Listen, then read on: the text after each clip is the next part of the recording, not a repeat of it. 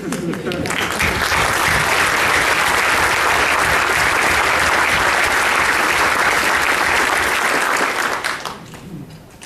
es una oportunidad extraordinaria. Vengo con toda la intención de aprender muchísimo de este intercambio, de fortalecer los lazos que nos unen y la determinación de aprovechar la formidable encrucijada histórica en que nos encontramos quienes hoy vivimos en Argentina, en Venezuela y yo diría que en buena parte de América Latina, porque estamos presenciando la confrontación de dos modelos de sociedad, dos formas de vida, con dos conjuntos de valores antagónicos y que representan, en mi opinión, la obligación moral de enfrentarlo y la obligación histórica de derrotarlo.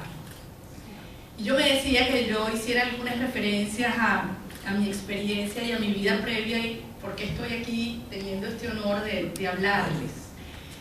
Yo, al igual que muchos venezolanos de nuestra generación, crecimos y nacimos en democracia, nacimos y crecimos en democracia.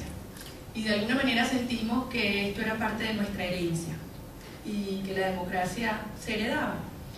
Pero además crecimos con una profunda desconfianza hacia la política y los políticos. Debo confesar que lo último que yo pensaba que iba a hacer en mi vida era dedicarme a la política.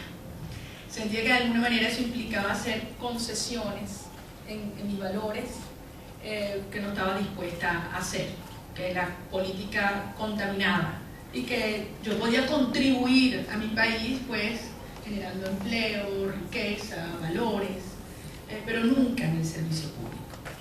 Hoy siento que mi mayor aprendizaje, y si algo debo agradecer, el proceso de destrucción terrible en lo institucional, en nuestra capacidad productiva, pero sobre todo en lo moral que ha vivido Venezuela, es darnos cuenta que el servicio público y la posibilidad de transformar al país desde el ejercicio del poder es la labor más digna y que mayor recompensa personal trae, a pesar de los costos, créanme, familiares y personales enormes que tiene. Yo me decía también que mencionar algunos momentos de este proceso que yo recuerdo con particular emoción, y viniéndose acá me acordaba de una oportunidad en la cual yo intenté salir del país durante esos 3 años donde en efecto el gobierno me acusó de... Ustedes buscan el Código Penal venezolano y lo abren en cualquier página, yo lo tengo. Esa acusación la tengo.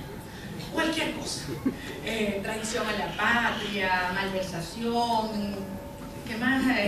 Acusar al presidente, todo eso lo tenemos. Y en una oportunidad, durante esos 3 años de prohibición de salida del país, logré un permiso de un juez para viajar a Chile, a un evento, precisamente una conferencia que había del Foro Económico Mundial. Se imaginarán que a las mujeres en particular, cuando nos prohíben hacer algo, y tenemos la oportunidad de hacerlo, lo adoptamos con especial pasión. Entonces, para mí esta posibilidad de salir de Venezuela tenía un significado importante de ejercer la libertad. Bueno, yo logro con mi permiso del juez, donde me autorizaba a ir por 3 días a Chile y regresar, pasar todos los procesos de seguridad, y cuando estoy entregando mi pasaporte en la inmigración, se me vienen 5 personas encima y una mujer me grita de la manera más ofensiva posible: María Corina Machado, usted no viaja esta noche. Bueno, pero ¿por qué? Yo aquí tengo mi permiso, era un día domingo, me lo había dado el viernes el juez. No, ese permiso fue revocado el día de ayer. Señorita, el día de ayer fue sábado, no funcionan los tribunales.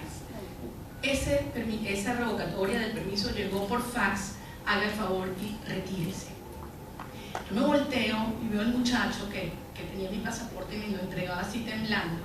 Le veo aquí el nombre y le digo: Javier, yo quiero que sepas algo. Yo me dedico a hacer lo que hago para que algún día en Venezuela, ni a ti ni a tus hijos, ni a los hijos de tus hijos, nadie le haga lo que tú me estás haciendo a mí hoy.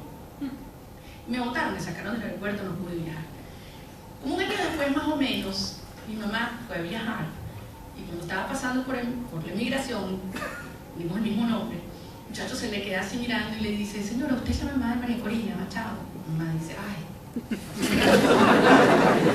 lo que faltaba. Y entonces, sí, en efecto, María Corina es mi hija. Y el muchacho Javier se le queda mirando y le dice: dígale a María Corina que desde el día que ella pasó por aquí, yo y mi familia rezamos para que ese día por el que ella está luchando llegue. Y yo les digo, ese día está cerca. Nosotros, en primer lugar, debemos entender de qué orden es nuestra lucha. ¿Cuáles son las creencias que nos unen? Valores superiores, la justicia como rectora de nuestro proceder, la propiedad sin adjetivos e indispensable para la libertad, la solidaridad humana como aglutinante del tejido social, el trabajo como fuente de dignidad y la pasión por la libertad. Eso es lo que nos une, lo que nos hace poner a un lado diferencias que podamos tener de aproximación, de estrategia, y asumir esta causa con todos los costos que puede involucrar en el corto plazo, pero con la satisfacción de que efectivamente estamos transformando y cambiando la historia de nuestras sociedades. Pero para poder hacer eso, para poder derrotar, o yo diría, detener, hacer retroceder y derrotar este sistema, tenemos que partir de un diagnóstico muy crudo, descarnado, de cuál es la naturaleza de este régimen. Y yo empiezo diciéndoles que esto no es una dictadura clásica, es mucho más complejo y mucho más perverso. Tiene en común con una dictadura clásica la obsesión por el poder a cualquier costo, concentrar más y más poder de manera indefinida. Se diferencia, obviamente, en la fachada democrática. El hecho de que vivimos en un mundo globalizado obliga, incluso los regímenes más oprobiosos de nuestro tiempo tengan que cumplir ciertas formas para poder mantener relaciones comerciales o relaciones políticas diversas con países alrededor del mundo. Y eso hace que se genere o haya aparecido un nuevo tipo de régimen o de modelo que yo califico y me gusta llamar como neodictaduras. Yo voy a referirme a Venezuela, cualquier parecido con la realidad ustedes sacarán sus propias conclusiones. La primera característica tiene que ver con el control de los poderes públicos. Y generalmente estos regímenes que llegan por vía electoral necesitan tiempo. Entonces, muy necesario cambiar la Constitución para poder tener un periodo más largo del ejercicio presidencial para comenzar a, basada en la legitimidad obtenida por la elección, comenzar a adaptar la legalidad a los fines de estos modelos y que empiecen a cambiar todas las leyes. El control del sistema judicial, por lo tanto, es fundamental y en Venezuela comenzó el día 1 de la llegada de Hugo Chávez al poder. Por darles un indicador que uso con frecuencia, cuando Hugo Chávez llegó en el año 1999 a la primera magistratura de Venezuela, existían alrededor de 2.000 jueces en las salas, tribunales de nuestro país. 10 años después, un estudio independiente que se hizo demostraba que de esos más de 2.000 jueces, ¿saben cuántos quedaban en sus cargos? Esas mismas personas. Uno de ustedes vio ya. Era para ver si lo vio bien. Era para ver cuántos habían escuchado los padres. En efecto, menos de 20. Y eso se aplica, por supuesto, también al control institucional que hicieron del Parlamento, reduciendo de un Congreso bicameral a una Asamblea unicameral, donde hemos tenido 4 periodos de leyes habilitantes, donde se le ha delegado ampliamente la función legislativa en el presidente de la República y donde tenemos 233 decretos leyes hoy en día en Venezuela. Representa el 35% de la producción de leyes que en estos 14 años ha producido la Asamblea por las cámaras funcionando. Puedo hablar de otros poderes, pero quiero seguir. Entonces, la primera característica es el control de los poderes. La segunda es la confrontación, la división del país y la violencia, y el uso de la violencia. Es doloroso, es trágico ver la insistencia en crear divisiones de orden racial, de orden económico, generacional, religioso. Ver cómo se pasaba una ley en contra de la discriminación racial en el Parlamento, donde nos prohíbe utilizar la palabra negro. Y tenemos que utilizar términos como afrodescendiente a un país donde todos tenemos un hijo negro. Y yo tengo un hijo pelirrojo y un hijo negro. Y a mi hijo negro le digo, mi negrito querido, o como ustedes se podrán imaginar que calificamos los venezolanos. Es decir, un país donde no había existido este tipo de división racial, religiosa, de clase, y cómo se ha intentado sembrar esta confrontación, acompañado con el uso de la violencia como un mecanismo de control social. Cuando Hugo Chávez llegó al poder ya teníamos niveles de violencia importantes, estábamos hablando de unos 4.000 homicidios al año, estamos ya por encima de los 20.000. Venezuela es un país con índices de muertes, de homicidios peor que cualquier nación en guerra. Y la violencia tiene varios efectos. En relación a la clase media, logra la emigración o la inhibición. La gente se encierra, no actúa, no protesta. Y estos efectos, por supuesto, también permean a otros sectores sociales que no pueden salir de su casa antes de las 6 de la mañana ni llegar después de las 5 de la tarde si quieren preservar su vida. La proliferación de bandas criminales, estamos hablando que hoy hay alrededor de 18.000 bandas criminales en Venezuela, unas 12.000 dedicadas a la industria del microtráfico de drogas, obviamente con vinculaciones muy profundas con los niveles más altos institucionales del país. La tercera rasgo, característica que quiero hacer mención, Patricia la llamó de una manera un poco más sofisticada, pero para mí populismo puro, y con la intención de provocar una profunda dependencia de los venezolanos en el gobierno, en el Estado. Yo lo digo de esta manera: hay gente que dice que Chávez quiere a los pobres, y yo contesto, sí, los quiere pobres, nos necesita pobres para poder ejercer un chantaje político, económico, un control profundo, transaccional, pero además profundamente humillante del ser humano. Y en eso se enmarcan, obviamente, acciones que más adelante voy a hablar dentro del control de la economía. Esto se justifica con un concepto perverso que llaman el poder comunal, el cual no existe en nuestra Constitución. Y el poder comunal, descrito en la Ley Orgánica del Poder Popular, en su artículo 8, dice explícitamente que la soberanía no reside en el sufragio, sino en la organización de grupos humanos que se agrupan, que se organizan a los efectos de definir el avance y el control de la sociedad. Literalmente dice, no reside en el sufragio, se ejerce a través de la organización de grupos humanos y se expresa con las ideas de comunas, de consejos comunales, de consejos de trabajadores, de consejos estudiantiles, de consejos campesinos, que destruye toda la organización y lo que ellos llaman la pulverización. Y estoy citando el plan de gobierno de Hugo Chávez: pulverizar el Estado burgués. Consejos municipales, alcaldes, gobernadores y sí, la Asamblea Nacional. Todo esto es una expresión del Estado burgués. Otro rasgo que no les va a sorprender es evidentemente el control de la economía. La economía representa, la economía privada, desde el pequeño emprendimiento del individuo que tiene un pequeño negocio de vender comida en la calle, una librería o una finca, un restaurante, al gran industrial. Representa la posibilidad de la autonomía, de exigir a un gobierno cualquiera, porque tienes la capacidad de depender de ti mismo, y por lo tanto es una gran amenaza que hay que destruir. ¿Cómo se ha hecho? Múltiples mecanismos, controles, sanciones, alterar la paz laboral y, por supuesto, los mecanismos de expropiaciones.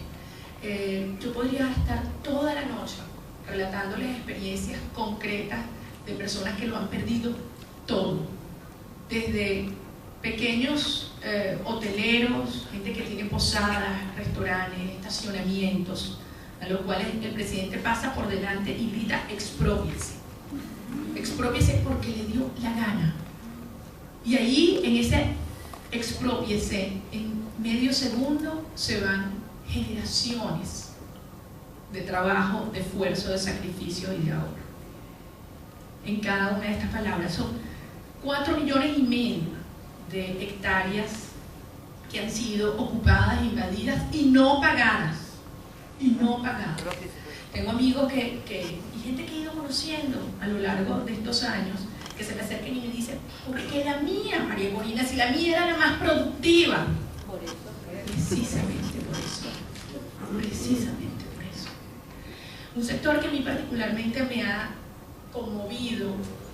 ¿Aquí hay algún colombiano? ¿No? Pero venezolano. Qué bueno. No, lo que pasa es que a mí me gusta decirles que ellos tienen el segundo mejor café del mundo. Resulta que en Venezuela durante 200 años exportamos un café maravilloso. Y para los que saben de la industria del café, básicamente son pequeños productores, muy chiquitas, y además es un negocio familiar, de abuelo, a nieto, y que de eso viven. Pues bien, Hugo Chávez se ha encargado, en nombre de los pobres y de la justicia social, arreglarse para que 70.000 familias venezolanas que dependían del café vayan a la ruina. Les ha controlado, mientras el precio de producción del quintal está alrededor de los 1.000 bolívares, el precio de venta controlado es a 600, pero importa café de Nicaragua a 1.400. Entonces, eso no es un mal cálculo económico, eso es una vocación clara e intencional de destruir la propiedad privada y la iniciativa individual de los más pobres, de los más pobres. Otro elemento que no puedo dejar de mencionar, por supuesto, es el tema de la domesticación de los medios de comunicación. A diferencia de las dictaduras clásicas que simplemente cierran los medios, estos regímenes necesitan medios abiertos, pero eso sí, que se porten bien. Entonces, aquellos medios que no son grandes amenazas pueden existir, y es más, si son muy beligerantes, mejor, para que vean cómo hay personas que efectivamente critican arduamente al presidente. Pero el mecanismo que utilizan para asegurarse que no pasen de la raya es la autocensura, y para eso hay que dar ejemplos. Y comienza desde una ley terrible en materia de telecomunicaciones que impone multas, espacios obligatorios de difusión de mensajes oficiales, hasta la compra con testaferros de medios, la creación de medios comunitarios que invaden los espacios de los medios privados independientes, y por supuesto el cierre del nube medios. Reconozco que esto es un tema profundamente sensible y probablemente podemos hablar en una sesión de preguntas aquí, pero mucha gente no creía que Chávez iba a atrever a cerrar Radio Caracas Televisión, la empresa más antigua y de mayor penetración popular de la televisión venezolana, y lo hizo. ¿Pagó un costo político alto? Sin duda. Creemos que gracias al cierre de Radio Caracas se activó el movimiento estudiantil y ganamos la reforma, o sea, impedimos el avance de la reforma constitucional en el 2007. Pero hoy no tenemos Radio Caracas Televisión, lo cual hubiese sido decisivo en los últimos procesos electorales que hemos vivido. Y finalmente, los dos últimos elementos que quiero mencionar. Uno es la globalización. Yo no sé cómo ocurre, con qué frecuencia ustedes tienen que escucharlo aquí, pero no hay persona que yo conozca que arremeta con mayor virulencia contra la globalización, culpable de todos los males en el universo, pero que además la utilice también en su provecho, porque esta gente se organiza, intercambian tecnología, aprenden unos de otros y realizan transacciones ganar-ganar simbióticas muy evidentes. Por ejemplo, el presidente Chávez, al entrar a Mercosur, a UNASUR, incluso habiendo decidido salirse de la Corte Interamericana de Derechos Humanos, lo cual es totalmente contrario a los requisitos de pertenencia a Mercosur, recibe legitimidad, pero eso no es gratis, y ustedes lo saben. Y eso ocurre, por supuesto, con otros amigos alrededor del mundo. Y el último elemento, porque todo este control institucional evidentemente lleva a una pérdida en la legitimidad de desempeño.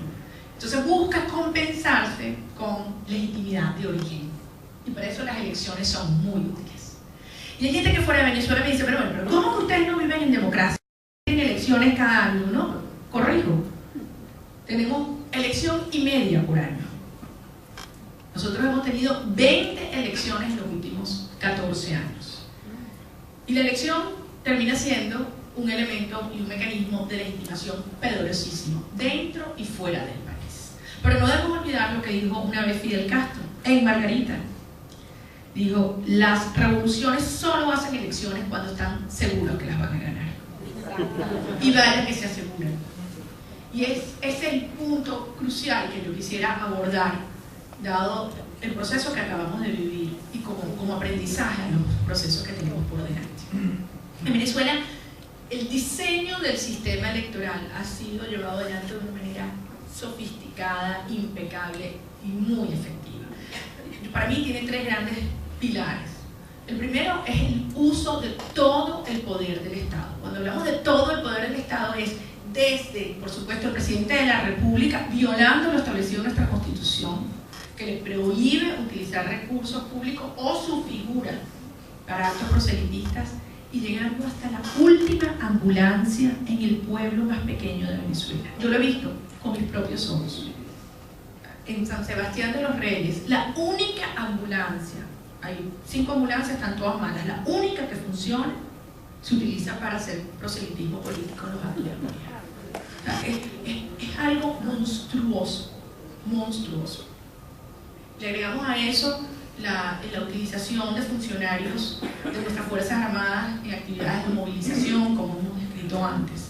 Es decir, la Guardia Nacional, llamada Guardia del Pueblo, utilizada para ir a buscar venezolanos a sus hogares el día de la votación y recordarles que no habían votado y acompañarlos, persuadirlos de que era el momento de votar. Entonces, el uso del poder del Estado. Después, la construcción de todo el registro electoral. En Venezuela el voto es un derecho y por lo tanto inscribirse en el registro electoral es opcional. En los últimos 10 años la población venezolana ha crecido 14%. El registro electoral ha crecido 58%. En algunas localidades en particular, por supuesto, ha crecido mucho más y eso es inexplicable. Y cuando lo cruzamos con el censo, hay zonas donde hay más electores que habitantes. Y en tercer lugar, para mí lo más grave de todo, que es el terror político, porque ya no es miedo, porque es cómo se siembra el terror político en el corazón de toda una sociedad. Desde el ministro, el dueño de la empresa, el periodista, el pequeño empresario, el campesino, la madre, la maestra, el ciudadano, el estudiante, todos, como un mecanismo de sumisión para obligarnos a bajar la cabeza y a aceptar frente a un castigo inminente. Yo estoy seguro que ustedes recuerdan o conocen el caso de la lista Tascón, y yo creo que eso es importante decirlo porque eso dividió nuestra historia en antes y después. La lista Tascón fue producto del esfuerzo que hicimos en Súmate de recoger todas esas firmas para acelerar, llevar adelante un proceso absolutamente constitucional de solicitar un referéndum revocatorio, y el presidente de la República le ordenó al presidente del CNE, del Consejo Electoral, que le entregara copias al diputado Tascón, quien de todas las listas transcribió los nombres y las cédulas, lo colocaron en una página web y se convirtió en el apartheid del siglo XXI. Todo aquel empleado público que había firmado le dijeron: tienes una posibilidad, te puedes arrepentir, puedes ir a una oficina del Consejo Nacional Electoral a decir que tú has pensado bien y que ya no estás de acuerdo con promover el referéndum. A mí me decía el embajador de Noruega, porque el CNE hizo un operativo en esa oportunidad para que las personas fueran durante 3 días a esos centros a retirar sus firmas. Y el que era embajador de Noruega entonces fue al estado Vargas. Me contaba que vio bajar un muchacho del centro donde había retirado su firma, un centro sumamente humilde, y se ha encontrado al hombre bañado en lágrimas. y le dijo: usted es observador internacional, ¿verdad? Usted habla inglés, le decía él. Dígale al mundo que yo tuve que escoger entre alimentar a mis hijos o verme a los ojos en el espejo. Y escogí alimentar a mis hijos. De modo que es un esquema verdaderamente perverso en términos del control que va sembrando sobre la sociedad.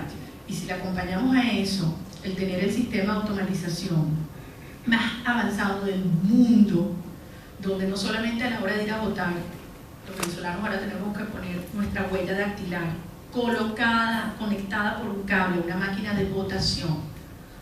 Ustedes dirán cuántos venezolanos sienten que con este efecto de votar en contra ellos pueden verse nuevamente perjudicados, y 4 de cada 10 venezolanos piensan que el voto no es secreto.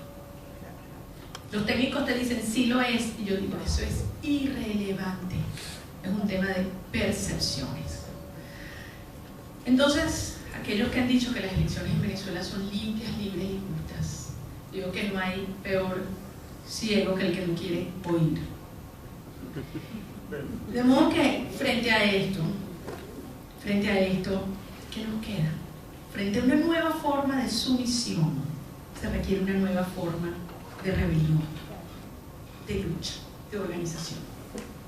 Estos sistemas neodictatoriales son perversos porque generan tensiones naturales en las fuerzas democráticas de cómo los enfrento.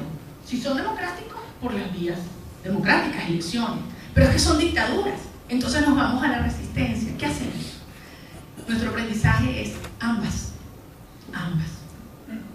Vamos a participar para desnudar por la vía electoral la perversión del sistema, luchando y denunciando todos los obstáculos. Pero tenemos que asegurarnos que hay la presión ciudadana en la calle y no hacer una sola concesión. Cuando hemos salido a la calle en Venezuela, los hemos hecho retroceder. Pero tenemos que constituir una verdadera amenaza creíble de que hay vinculación entre la gente y el liderazgo.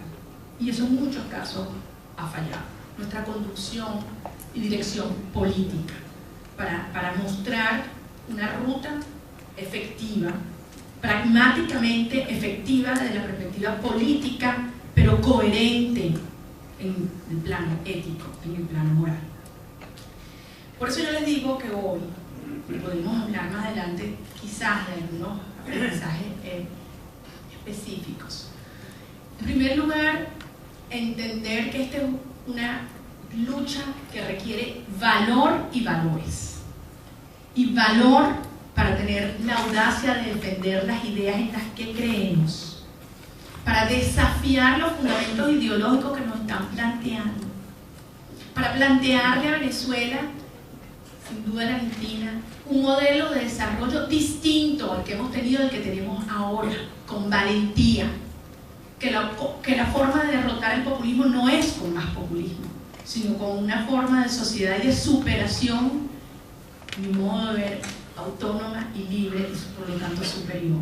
Y eso requiere gran audacia y gran valentía. Poder decir la verdad, por dura que sea, para generar auténtica confianza en una sociedad fragmentada y descreída en todo y en todos. La labor pedagógica del servidor público y del dirigente político, darle sentido a esta lucha. Hacerlo, sí, unidos, pero con una noción de unidad, no solamente por el propósito electoral, sino con una visión, una convicción que trasciende estas luchas. Y eso no es solamente la unidad de los partidos, sino poder incorporar otros sectores fundamentales en la vida de una sociedad que están siendo aniquilados: trabajadores, estudiantes, campesinos, empresarios. Y finalmente, yo les diría, yo creo que nuestra gran lección es que la democracia y la libertad, como creíamos, no se hereda. La libertad se conquista cada día por cada generación. Nosotros lo hemos aprendido con un alto costo personal y social, pero eso nos va a hacer que la vayamos a cuidar y a proteger para que nunca jamás una generación futura tenga que enfrentar el dolor que hoy vivimos y tengamos el día de mañana la satisfacción de haber cambiado la historia de nuestra nación. Muchísimas gracias.